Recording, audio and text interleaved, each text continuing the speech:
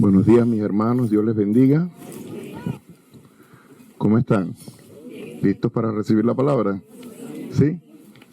Qué bueno. Gloria a Dios por cada acción de gracia, por cada testimonio, que lo más importante es que el nombre del Señor sea exaltado, levantado y que Él sea reconocido en medio de su pueblo. Todo lo que Él hace es para su gloria, hermano. Y qué bueno. Vamos a ubicarnos en la palabra de Dios, en el Evangelio de Mateo.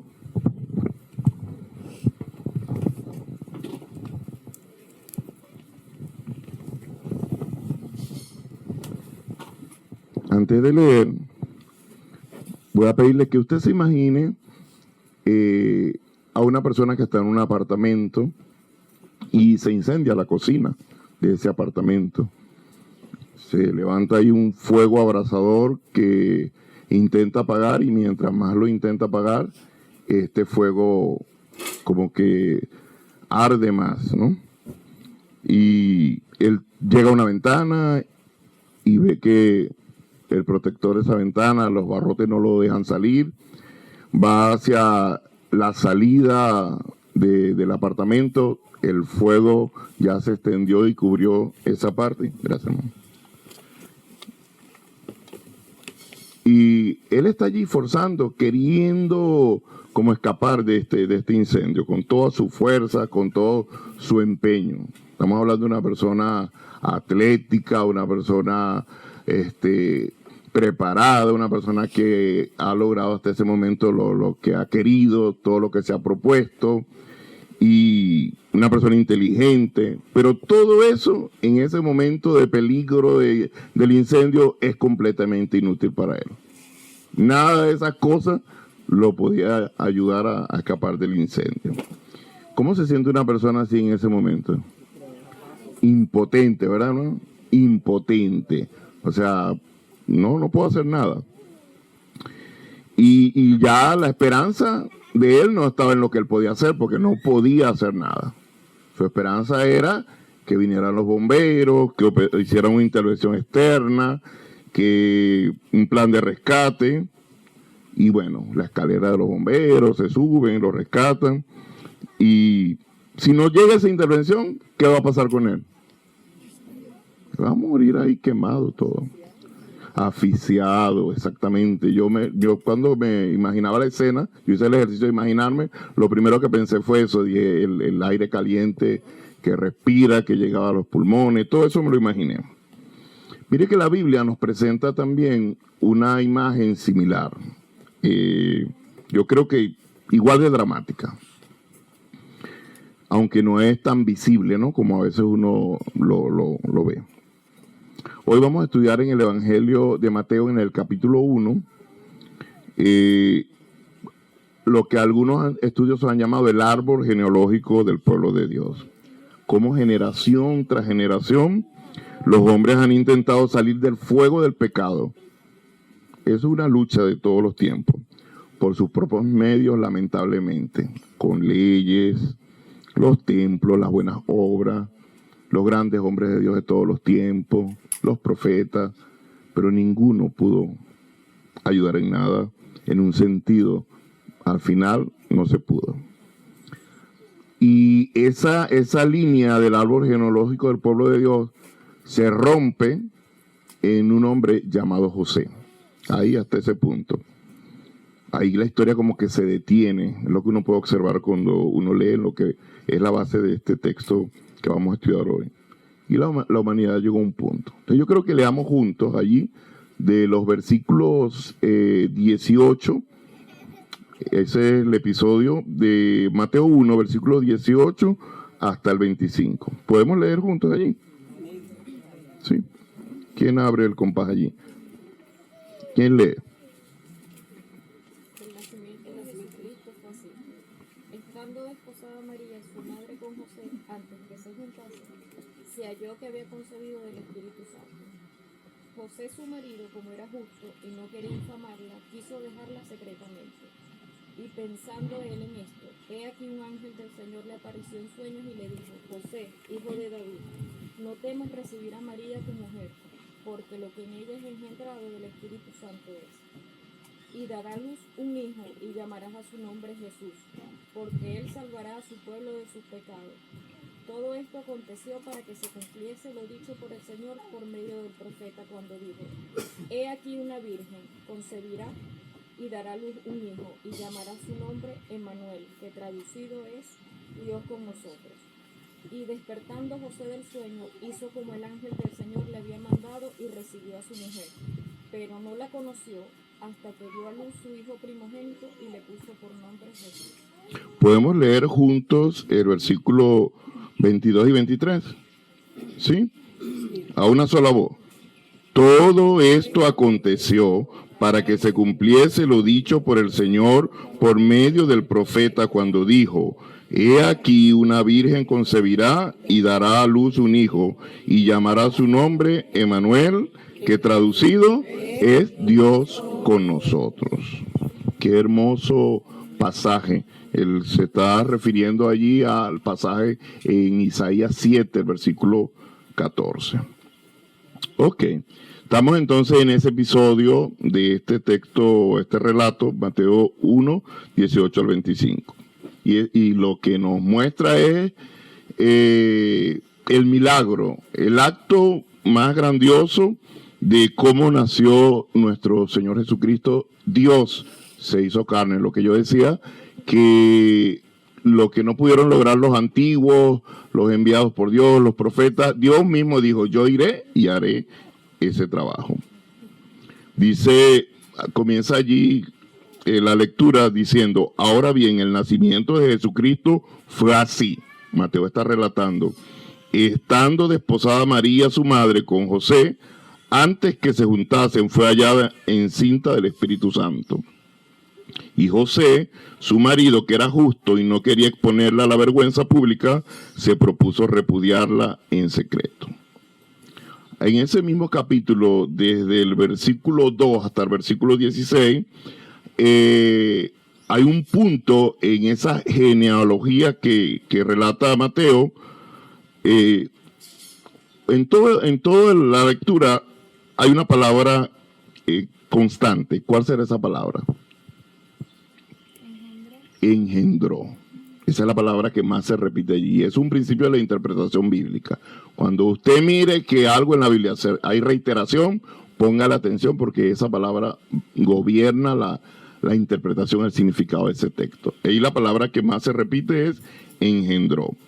¿Y por qué? Porque Mateo, inspirado por Dios, quiere resaltar, subrayar, porque también en el contexto histórico era importante cada generación. Y cada generación, al decir engendró, era el resultado de la unión sexual entre un hombre y una mujer. Eso es lo que Mateo quiere dejar ver, ¿no? Y continuaban con esa línea, con esa genealogía. Pero hay una interrupción dramática allí en ese relato en cuanto a esa palabra que se repite, engendró. Hay algo ahí que se corta. Entonces, dice en el versículo 16, ¿alguien lo puede leer? Y Jacob engendró a José, marido de María, de la cual nació Jesús, llamado el Cristo. Ajá. ¿Y luego? De tal manera que todas las generaciones desde Abraham hasta David son 14, desde David hasta la deportación a Babilonia, 14, y desde la deportación a Babilonia hasta Cristo, 14. Ok, entonces uno por lógica, leer allí, por un análisis sencillo, uno dice, aquí se quebró ese engendró. Toda esa secuencia lógica que venía sigue, pero no dice José engendró a Jesús, ¿verdad? Ahí no dice el pasaje eso, no dice. Mateo cambia la narrativa y dice: Jacob engendró a José, el marido de María, de la cual nació Jesús, llamado el Cristo. Qué bonito, hermano, gloria a Dios por eso, porque allí fue la misericordia de Dios sobre nuestra vida también hasta este tiempo. José no engendró a Jesús. Eso es lo que Mateo está preocupado y quiere que quede claro, que José no engendró a Jesús. María era la esposa de José, y de María nació el primer hijo, Jesús. Okay, eso está evidente en los evangelios, que María no solamente estuvo Jesús, y eso rompe cualquier doctrina, especialmente desde el catolicismo. Ahí se rompió la cadena de los nacimientos biológicos. De una, Dios hizo punto y aparte. Esa ruptura, a los que objetan y los que no creen en la deidad de Jesucristo usan esto como un argumento para decir que Jesús no es Dios. Y esta explicación, mirarlo desde la genealogía como lo está relatando Mateo, nos deja a nosotros claro que Jesús es Dios. Dios se hizo hombre. Jesús 100% hombre, 100% Dios. Un misterio, eso solamente lo podía hacer Dios. Dice el versículo 18, Mateo sigue como aclarando, casi que su lectura es como aclarando. Dice, estaban desposados antes de juntarse. ¿Qué significa eso? ¿Qué quería decir Mateo con eso? Estaban comprometidos, pero el desposorio de ese tiempo tenía un significado bastante serio, ¿no? Comprendía que ya legalmente estaban vinculados, ya ellos estaban para casarse, ya aunque no tenían relaciones sexuales, aunque no convivían todavía, pero ellos eran considerados como marido y mujer, estaban desposados. No tenían convivencia, no tenían relaciones sexuales, pero Mateo afirma, antes de la consumación de la boda, María se halló encinta, estaba embarazada. Es lo que viene relatando ahí el texto.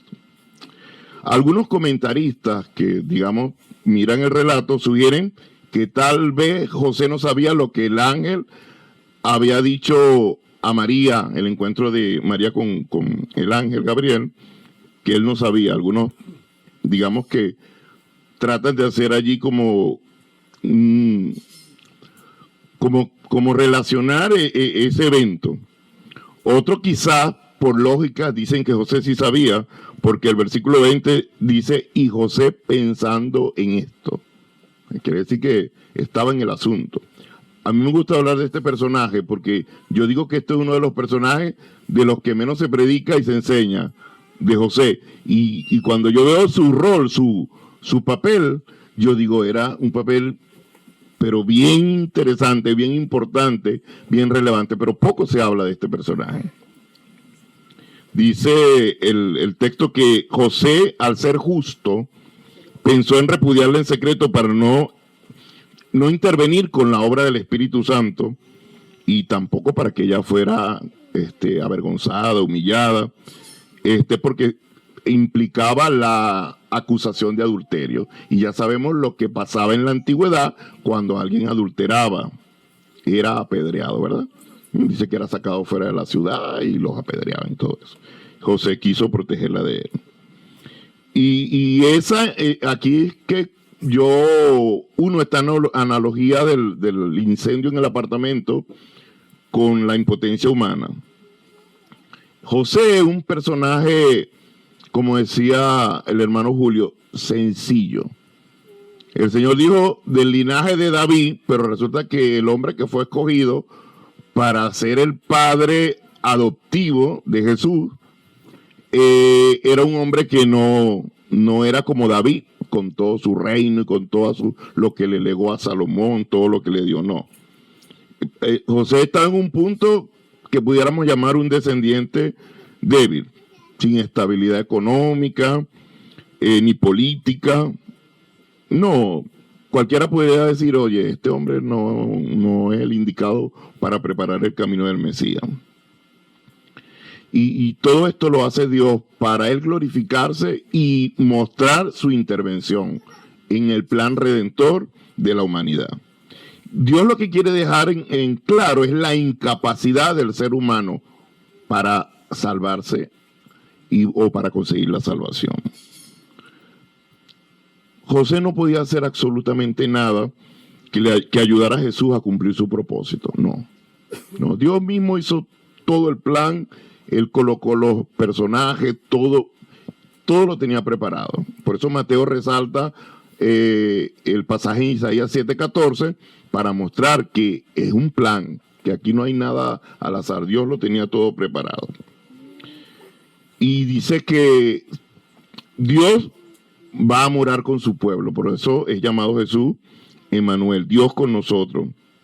Y debía romperse, esa secuencia natural tenía que romperse, tenía que haber un punto y aparte. Los patriarcas, David, Abraham, aún ellos, todos esos siervos de Dios, con quien nosotros tal vez querríamos encontrarnos en el cielo y hacerle preguntas y todas esas cosas, todos ellos estuvieron marcados por el pecado. Sufrieron la impotencia de vivir en su propia justicia. Y para la santidad del hombre, para la salvación del hombre, se necesita la intervención divina. Dios tiene que entrar en esa ecuación. Si Dios no está allí, hermano, no vemos la gracia ni vemos el plan rector de Dios. El mismo apóstol Pablo lo dice en la carta a los Romanos cuando dice: así como el pecado entró por un hombre, la muerte pasó a todos los hombres, por cuanto todos pecaron.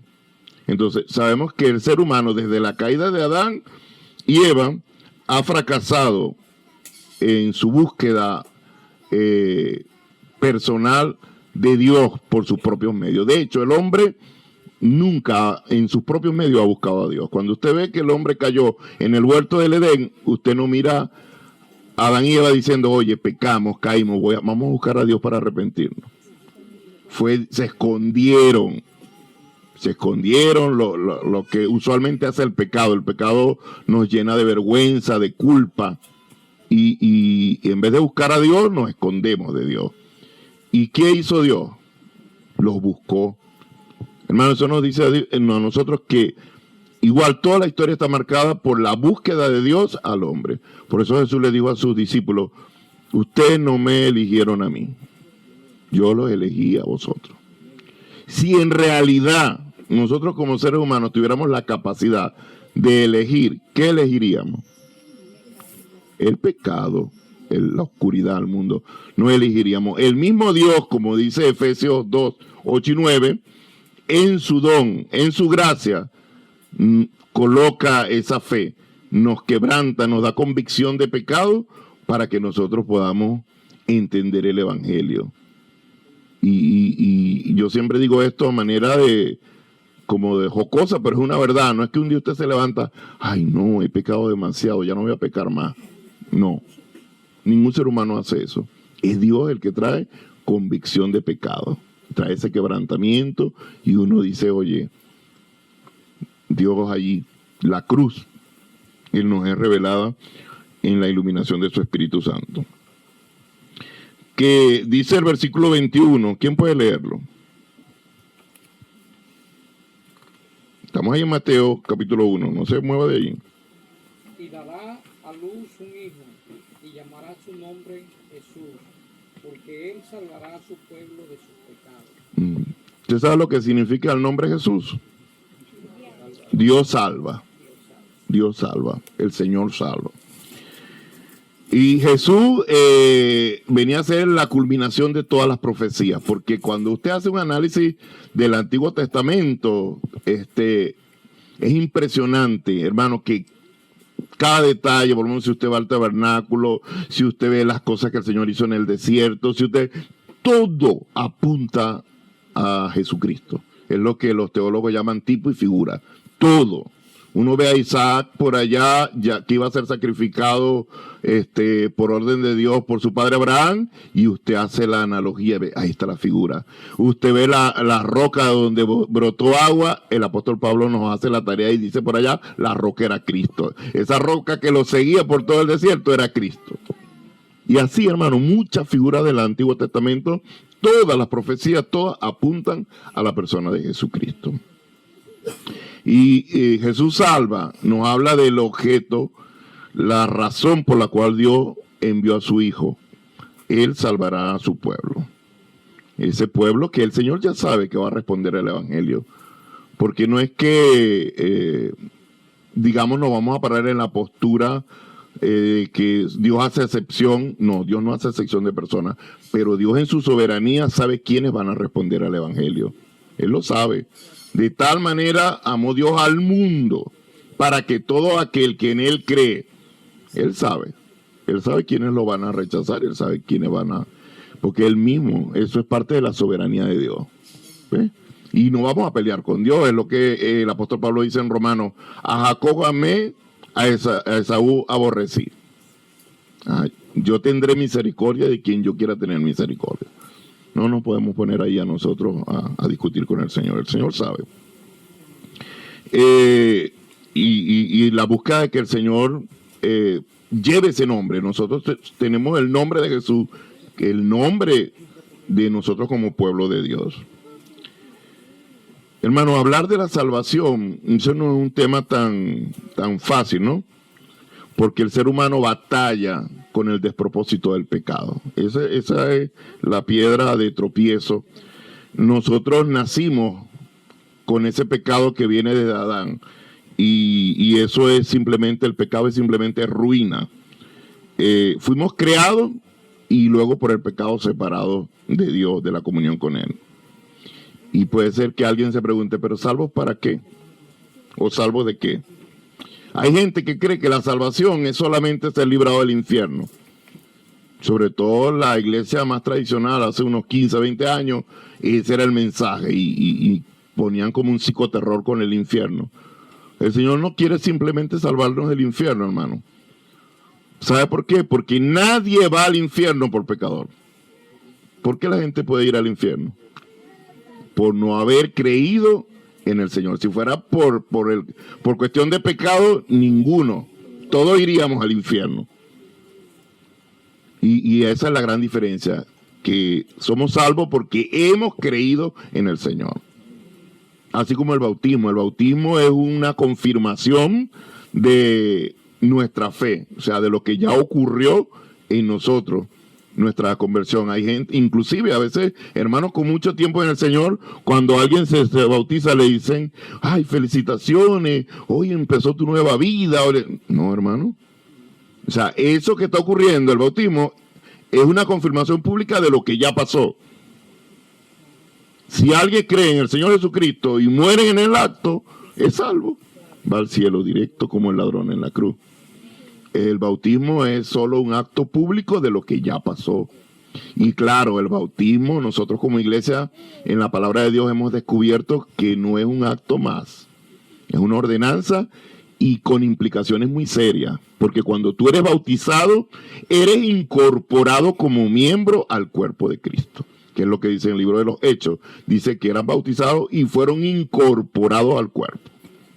Nosotros en esta iglesia tenemos dos formas de incorporar gente al cuerpo de Cristo o a la membresía de la iglesia. Una es por los esfuerzos evangelísticos. Los hermanos que creen son bautizados. Y si los hermanos son transferidos porque vienen de otra congregación y comienzan a reunirse con nosotros, ellos deben pasar por una ruta en el cual nosotros podamos pues revisar su fe, conversar con ellos, confirmar cómo fue bautizado también. Porque alguien puede decir: yo fui bautizado. La pregunta que el pastor Henry y yo le hicimos: ¿cómo te bautizaron?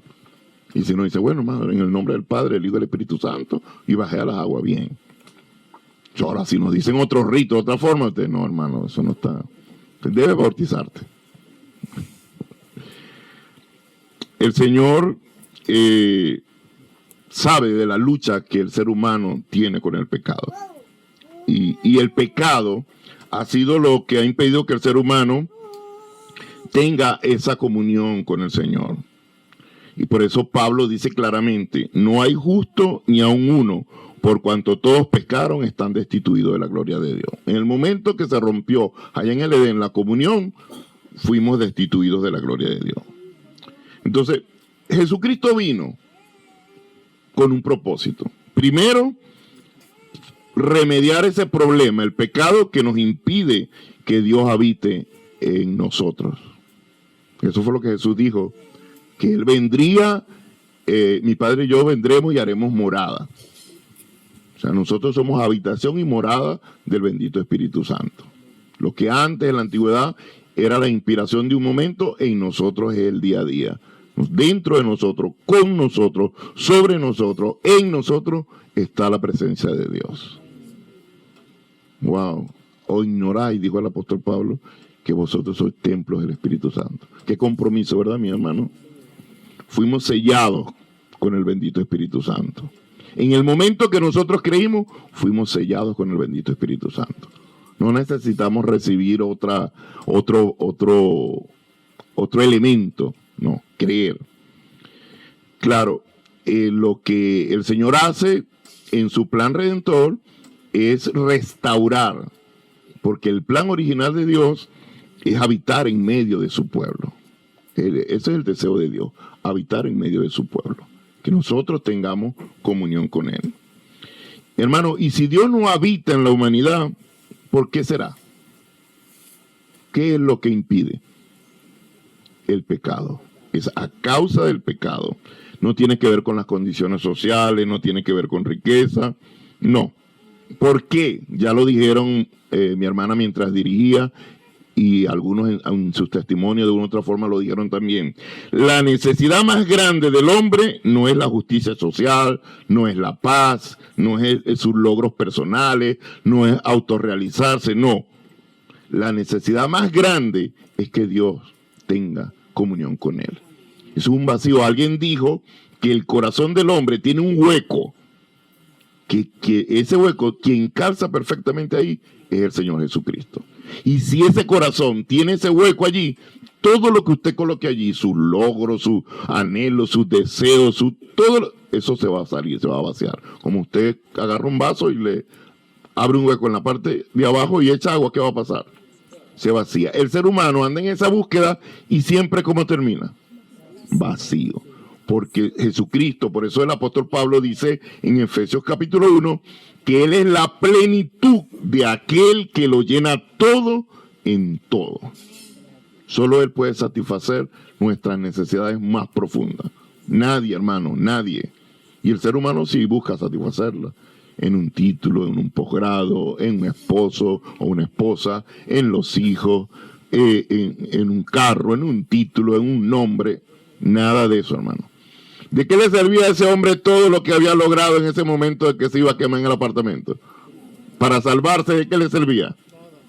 ¿De qué nos sirve a nosotros todo lo que podamos nosotros hacer, tener, lograr para salvarlo, haber sido salvos? De nada. Nada. Jesucristo es lo que necesitamos, hermano.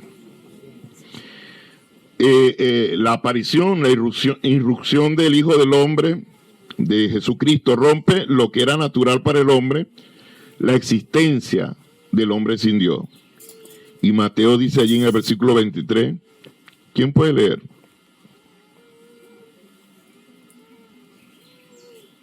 He aquí una virgen concebirá y dará a luz un hijo, y llamará su nombre Emmanuel, que traducido es Dios con nosotros.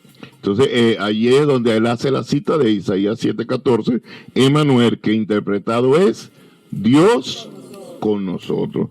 Dios habita con nosotros. Qué hermoso. Allí, cuando uno hace el análisis, está obligado a interpretar este texto, a hacer el análisis histórico cultural de Isaías 7, y uno ve que hay ahí como una lucha. El rey Acaz estaba temeroso. Acaz estaba temeroso ante una confederación de enemigos que venían contra él. Y bueno, en ese contexto el Señor le ofrece esa señal, y es un anuncio profético del nacimiento de Jesús. No para el momento, como alguien dijo por ahí, no cuando uno quiere. Y el Señor le estaba mostrando a Isaías lo que iba a pasar mucho después. La Virgen dará a luz un hijo. Y lo que Dios estaba hablando allí, diciéndole a Acaz, era que él aseguraba o aseguraría su presencia. Que él no debía buscar alianzas, porque si buscaba otras alianzas, él iba a ser derrotado. Wow, hermano, ¿cuánto se parece esto a lo que también pasa con nosotros? La venida de Jesús, su primera venida, y el mensaje de Dios para su pueblo, de que Dios es con nosotros. Dios quiere habitar en medio de su pueblo.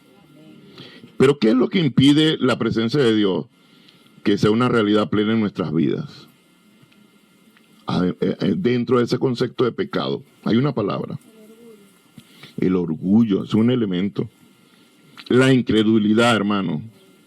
Cuando usted lee el contexto de lo que Mateo está citando, usted dice, pero es que Acaz, ahí en el capítulo 7 de Isaías, estaba enfrentando muchos problemas y él se veía ya perdido. Y estaba buscando otras alianzas y Dios le estaba diciendo que no buscara esas alianzas. Hermano, el ser humano muchas veces pone su confianza en lo que otros puedan hacer, en lo que él cree que puede hacer, hermano, y eso nubla completamente la realidad. Por eso el apóstol Pablo habla de que el enemigo ha cegado el entendimiento, no lo ve. Tiene que haber una intervención divina. La cruz es suficiente. Lo que Cristo hizo en la cruz del Calvario es suficiente para la redención de la humanidad. ¿Por qué? Porque con ese sacrificio Cristo pagó, quitó el pecado que impedía nuestra comunión, nuestra oración, nuestra intimidad, nuestro acercamiento a Dios. Jesús murió en la cruz y su sangre derramada tiene un efecto continuo porque nos limpia de todo pecado. Aún si después de haber creído nosotros pecamos y nos arrepentimos, dice su palabra que su sangre preciosa nos limpia de todo pecado. Gloria a Dios. Si hemos sido salvos, Dios habita en medio de nosotros. Si usted es salvo, Dios habita en medio suyo. Hermano, la incredulidad nubla esa certeza. Es un asunto de fe. Es un asunto de fe. Y el mensaje de Mateo allí es: Dios está con nosotros. Él ha venido para salvarnos de nuestros pecados. Si usted tuviera que compactar ese episodio en una proposición, en una línea, se resume en eso. Dios está con nosotros y Él ha venido a salvarnos de nuestros pecados. Y la pregunta, yo creo que obligada, es: ¿ha limpiado el Señor con su muerte y el derramamiento de su sangre tu conciencia de obras muertas de pecado?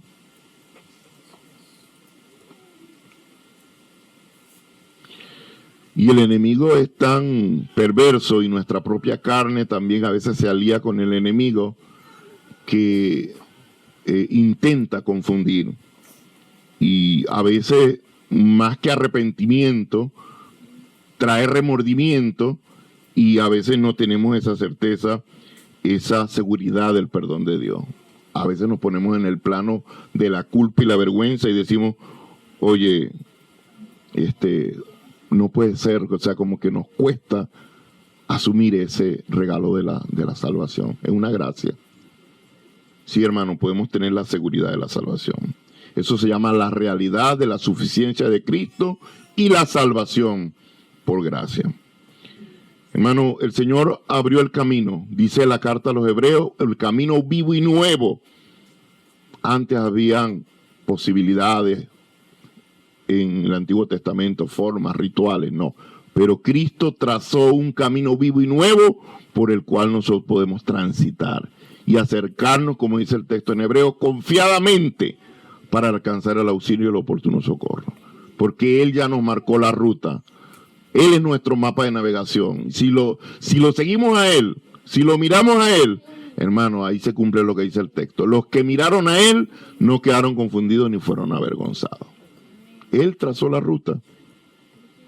Jesús es el mensaje, hermano. Y el mensaje es Emmanuel, que significa Dios con nosotros. Ahí donde está, incline su rostro. Y primero que todo, dele gracias a Dios por la salvación. Allí, con sus propias palabras, de manera sencilla, pero de corazón.